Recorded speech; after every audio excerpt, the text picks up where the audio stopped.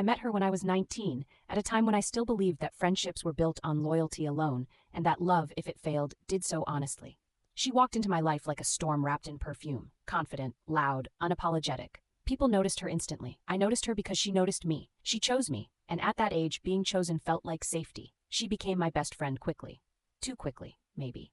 She knew my fears before I learned how to hide them. She knew my insecurities before I knew how to dress them up as jokes. She had a way of making me feel protected. Like standing next to her meant no one could hurt me because she would hurt them first. Looking back, that should have scared me. When I think about it now, what scares me most isn't what she did. It's how carefully she made sure I never questioned why she was always there when my relationships fell apart. The first boyfriend was my introduction to her concern. I was 19, insecure, still learning how to be loved without apologizing for existing. She attached herself to us immediately, not in an obvious way, but as a constant background presence. She volunteered to help him with assignments I hadn't even mentioned. She remembered his favorite snacks before I did. She laughed at his jokes like they were revelations. Whenever I got upset with him, she'd pull me aside and say things like, "I just don't want you getting hurt," or, "I've noticed how he looks at other girls. Are you okay with that?" Then when I started doubting him, she'd reassure him that I was just sensitive and needed patience. She positioned herself perfectly between us. The breakup came quietly. He told me he felt closer to her than to me, that she understood him in ways I didn't. When I cried, she cried harder. She swore she never meant for it to happen. A month later, they were inseparable. I told myself it was coincidence. The second boyfriend was when she learned manipulation worked better than comfort. She studied my insecurities like a manual. Every time I admitted a fear, being abandoned, not being enough, being too emotional, she stored it. Then she fed those exact thoughts back to him, framed as concern. "She's scared you'll leave her," she told him once when I wasn't around. "She's had bad experiences," she said another time.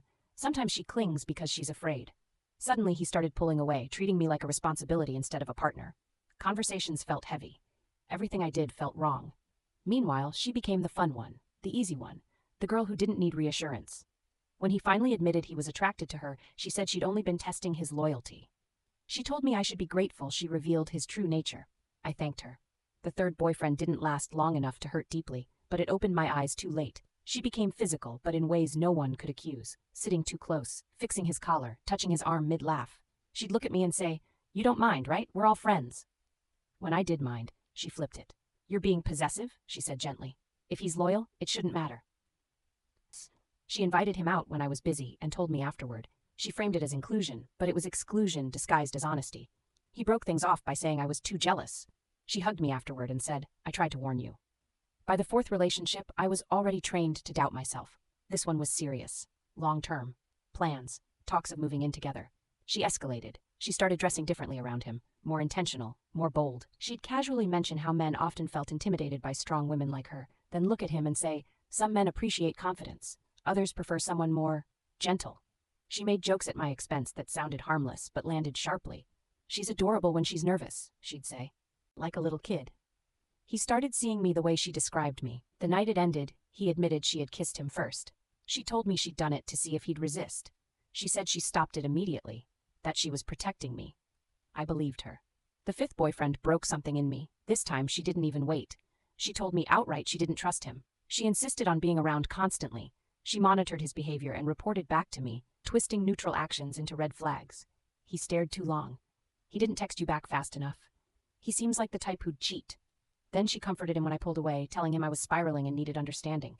When I confronted her, she snapped for the first time. "I'm saving you," she said sharply. "Why are you fighting me?" That was when I realized the truth I had avoided for years. She didn't want my boyfriends. She wanted proof that she could have them. Each seduction wasn't about love or even attraction. It was about validation, power, the thrill of knowing she could walk into my life and leave with something I valued. And every time she succeeded, she framed it as rescue.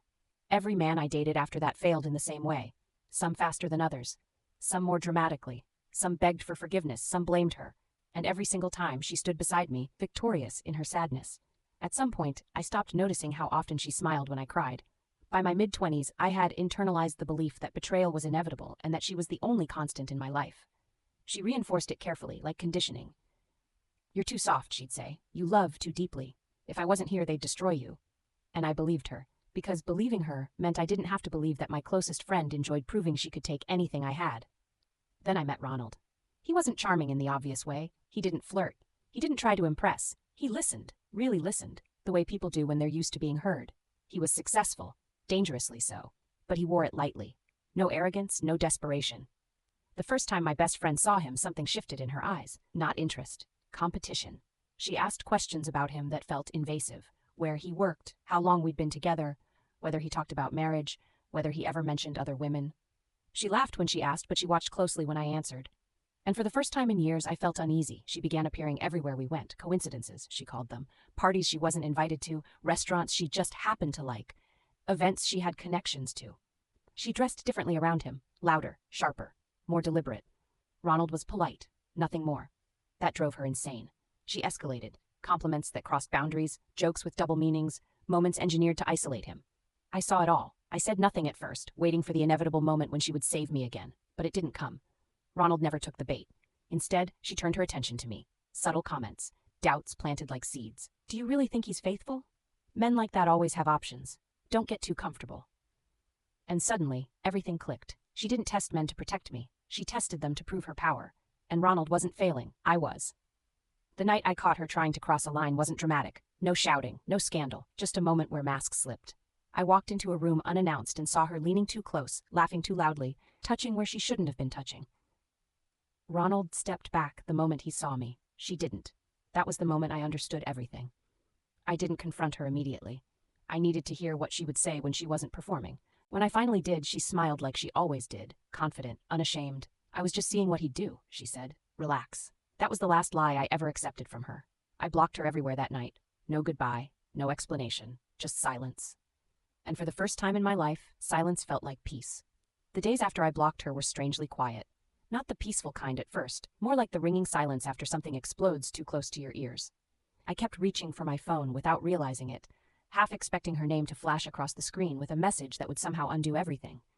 An apology? A joke? A dramatic explanation that made me doubt my own eyes.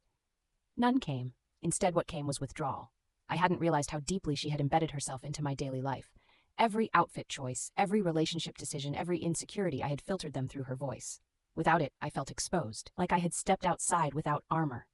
For a few nights I cried, not because I missed her, but because I was grieving the version of myself that believed loyalty was supposed to hurt. Ronald noticed immediately. He didn't push, he didn't interrogate. He simply stayed closer, quieter, steadier. He cooked when I forgot to eat. He listened when I spiraled into self-doubt. And when I finally told him everything, every breakup, every betrayal, every time she had swooped in as my savior, his expression didn't change into anger or triumph. It softened. That wasn't protection, he said gently. That was control. Hearing it out loud hurt more than I expected, because control meant intention, and intention meant she had known exactly what she was doing. Weeks passed. Life began to normalize. I started trusting my instincts again, started making choices without mentally asking how she'd react. It was uncomfortable, like learning to walk on a leg that had been numb for years. But it was also freeing. Then she resurfaced. Not directly, never directly. It started with mutual friends asking strange questions, whether Ronald and I were still okay, whether I was doing all right, whether I'd heard from her. Her name entered conversations like a ghost, uninvited, lingering, unfinished. Then came the rumors that I was controlling, that I had stolen Ronald from her, that I had overreacted, that she had been just joking, that I was insecure and jealous and dramatic. The same narrative she had always spun, only now I wasn't there to absorb the blame quietly. At first I wanted to defend myself, to explain, to expose everything. Ronald stopped me. You don't fight someone who thrives on chaos, he said. You starve them. So I did nothing, and that apparently was unforgivable. She escalated again, this time more recklessly. She showed up at events she knew we'd attend. She sent messages through third parties. She posted cryptic things online about betrayal and fake friends and losing people to power and money. Ronald remained unmoved. That hurt her more than rejection ever could. One night, months later, she finally tried to confront me directly. She cornered me outside a gallery opening, her smile brittle, her confidence cracked. You really think you won? She asked. I looked at her, really looked at her, and felt nothing. No anger, no fear. Just a deep, aching clarity. This was never a competition, I said. You just needed it to be won. Her face twisted, like she had been denied something she believed was owed to her. She laughed sharply. He'll leave you. Men always do. I smiled then, not because I wanted to hurt her, but because I finally understood her. Maybe, I said, but if he does, it won't be because of you. That was the last time I spoke to her. What followed was quiet growth, real growth. The kind that doesn't announce itself online or demand witnesses. Ronald and I built something slow and intentional. Trust was no longer a gamble. It was a choice we made daily. And as for her, I heard things. Her friendships burned quickly. Her relationships followed the same pattern they always had. Intense beginnings, explosive endings. The charm wore thin without someone willing to believe the lie. The irony didn't escape me. The woman who claimed to protect me from heartbreak had built her entire identity around creating it. Years later, when Ronald asked me to marry him, it wasn't dramatic, no grand audience, no spectacle, just certainty. And as I said yes, I realized something that felt like closure at last. The greatest revenge I could have ever taken wasn't blocking her. It wasn't exposing her. It wasn't winning. It was living a life she could no longer touch.